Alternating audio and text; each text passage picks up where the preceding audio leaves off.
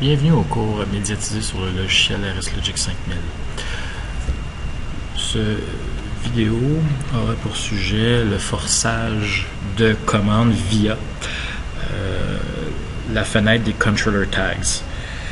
Autant sur le forçage de commandes branchées sur l'automate, c'est-à-dire les commandes locales, autant sur les commandes déportées configurées précédemment sur le réseau Ethernet IP. Donc, dans l'exemple, on va forcer une commande de démarrage du variateur de fréquence sur un moteur en lui imposant une consigne de vitesse.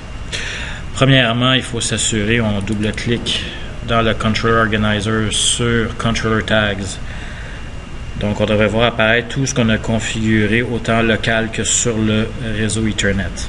Donc, ce qui va nous intéresser ici, c'est les commandes de variateur de fréquence. Mais premièrement, avant d'en arriver là, on va aller vérifier deux choses. Le logiciel RSLogic 5000 nous permet d'aller configurer les paramètres du variateur de fréquence via le même logiciel. Donc, pour ce faire, on clique deux fois à gauche sur PowerFlex 40E.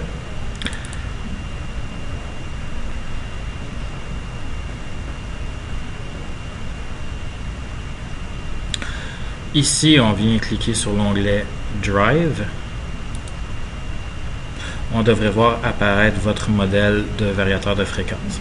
On clique deux fois à gauche sur Parameter List. Vous devriez voir apparaître la liste des paramètres du variateur de fréquence. On vérifie deux choses dans l'exercice. Premièrement, le paramètre 36 et deuxièmement, le paramètre 38. Le paramètre 36, Start Source, on s'assure qu'il est à Comport. OK? Qui correspond à une commande par réseau. Même chose pour le 38, Speed Reference, on s'assure qu'il est à Comport aussi parce qu'on va venir lui imposer une fréquence de rotation par commande réseau. Donc, quand on s'assure que les deux soient là, ensuite on clique Close. Et si on a eu à changer quelque chose, on vient ici cliquer à gauche dans Download Parameter Data. On choisit l'adresse IP de notre variateur de fréquence qui est 10.17.14.69 dans cet exemple. On clique à gauche sur OK.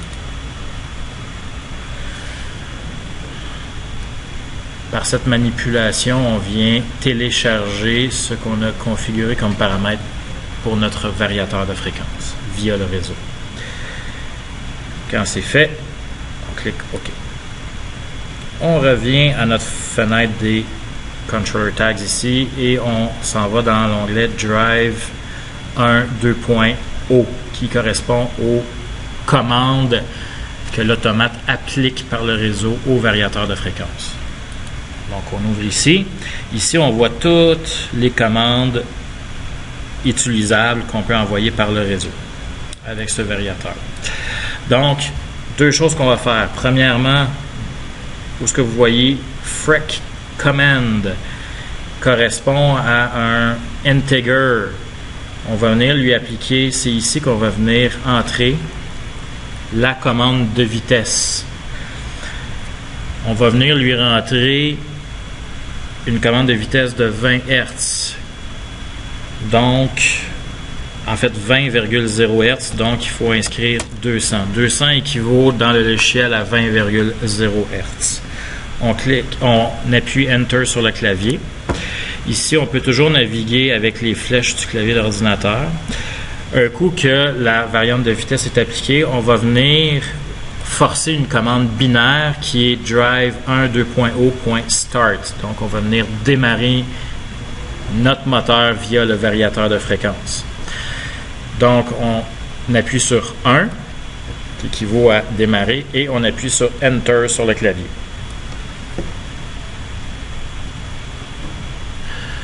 À ce moment précis, vous devriez voir votre moteur être en rotation.